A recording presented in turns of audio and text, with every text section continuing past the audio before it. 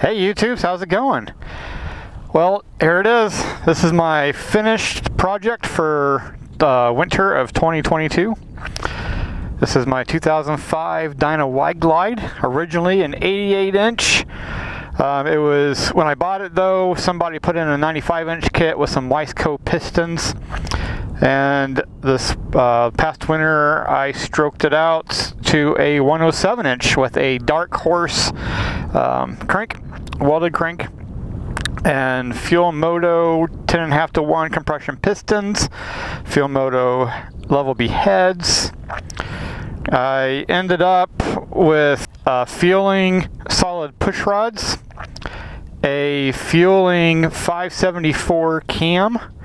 I believe it has like a 577 lift or something like that.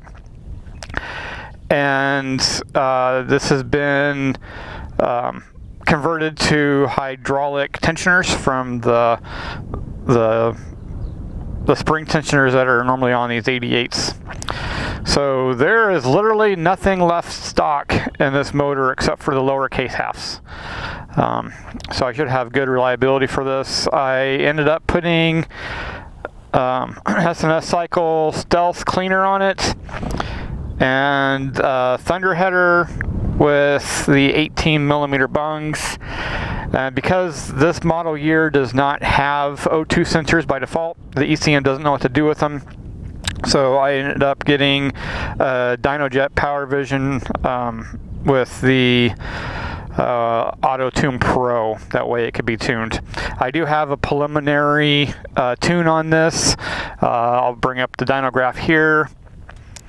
So basically what you're looking at is 117 foot-pounds of torque, and off the top of my head, I think it's like about 113 horsepower or something. That was with a different exhaust. I did use a D&D exhaust for that dyno run, and it had the perforated baffle, which I guess is what they call a big bore baffle, and I lost quite a bit of low end with that because there was no restriction to it at all. So I changed out the Thunderheader, and I can tell a dramatic difference just by the butt dyno, but I'm going to end up having it re-dynoed for this Thunderheader. So that lower end between 2,000 and 3,000 should bump up, you know, probably by my feel about 10 foot-pounds of torque, but we'll see. I also ended up changing out those 8-inch handlebars. These are, I forget what brand they are. It's a decent brand like Chromeworks or something. These are 14s with a 12-inch rise. I used LA Choppers stainless braided kits.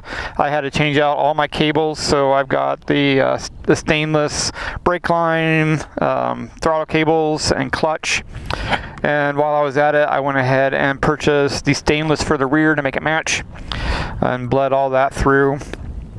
It was still a little too short for me, so I ended up going to Ace Hardware and getting some seamless steel chrome-plated spacers, and which is right here. This is 1.5 inches.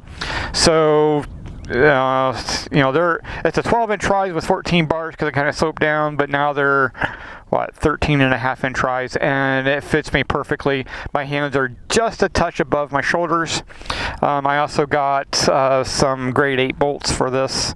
That way it was nice and strong in there, but it actually looks like it fits pretty well because these risers kind of taper down a little bit, so the thinner wall matches really well. It makes it look like it fits. Other than that, I think that was about it for my winter project. I put an AIM variable clutch. I went ahead and changed the compensator while I was at it. While I was in there, because I like to just do things right the first time and not have to worry about it later, I changed the stator and a new voltage regulator. I forget the name of the brand, but it's a USA made brand. Maybe I'll post it up right here somewhere. I put a new belt on it because it accidentally damaged that one last fall when I was working through some leaks. So it's got a brand new belt. I did use 5.5 gram injectors with this build. So yeah, there's literally nothing stock in this bike. It's a one-off build. I think it looks amazing, especially with this custom paint job, limited run from Harley Davidson. This is number 39 of 200. So yeah, let's fire her up. You can see what she sounds like. I do think I need to change the starter at some point. Every once in a while when I start this bike, I can hear it slipping out. We'll see if it does it during the start or not. Oh, it didn't. This cam, this Feuling cam, has a nice, good lope to it, especially when I'm cruising down the highway, which you'll hear in a moment. The Thunderheader, of course, sounds amazing. I don't know how in the real world this can correlate through what your speakers are, but it's got a nice deep tone to it. I mean, quite loud. I've got about 200 miles in this motor build right now, along with the dyno. So it's pretty well broken in. I've done a couple of oil changes since then, so let's get her on the road and you'll hear what she sounds like.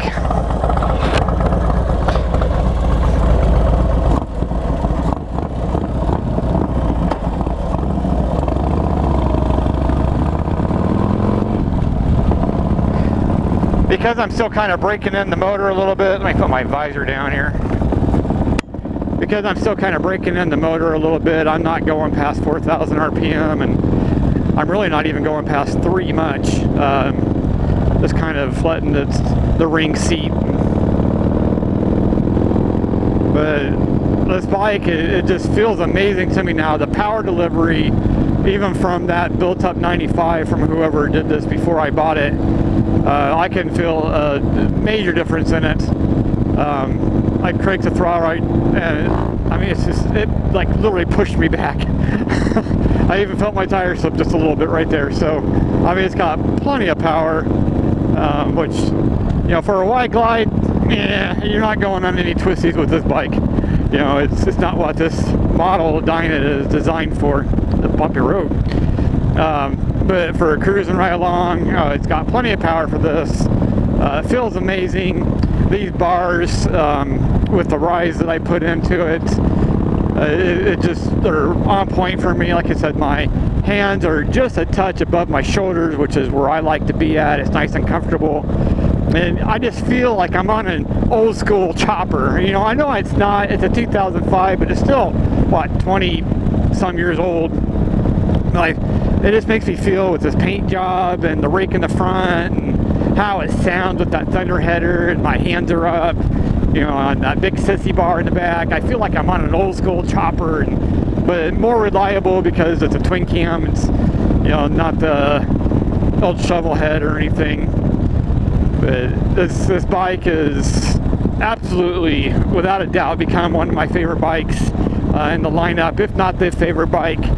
It's not nearly as fast as my breakouts, but that's a 110 with a little more aggressive cam in it and a nice dyno tune. But, you know, it's, oh, just listen. Oh, it sounds amazing.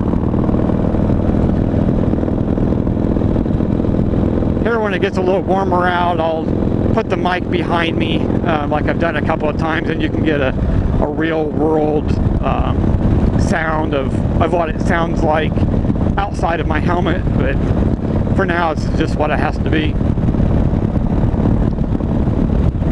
But I wanted to make a video of where I'm at with this and some of the things that I've done to it. And I've had a whole lot of fun building this bike. I think I'm going to end up keeping this one for quite a while. Normally, I have a really bad habit of building up a bike and then trading it off.